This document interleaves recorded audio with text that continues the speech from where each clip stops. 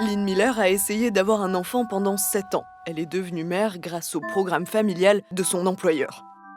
Notre fille Amelia va bientôt avoir 2 ans. C'est une joie absolue, la lumière de notre vie. Nous faisons partie de ces couples chanceux qui avons suivi le processus et réalisé nos rêves.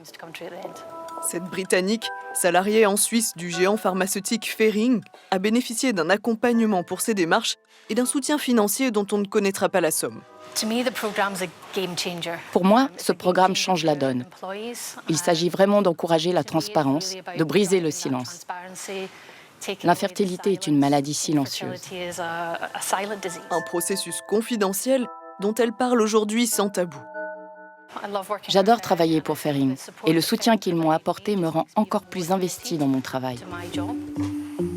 On crée finalement un lien social un peu plus étroit, un peu plus profond avec ses futurs collaborateurs parce qu'on va toucher à des choses plus privées, des clubs de sport, des prestations familiales, du home office. Et c'est finalement une forme de rétribution qui fait beaucoup plus de sens à titre individuel et personnel que l'argent.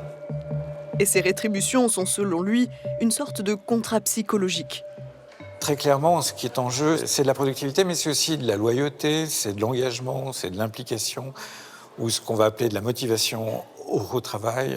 Donc, quand vous êtes dans une logique d'avantage social, vous êtes dans une logique de réciprocité, où finalement on compte moins.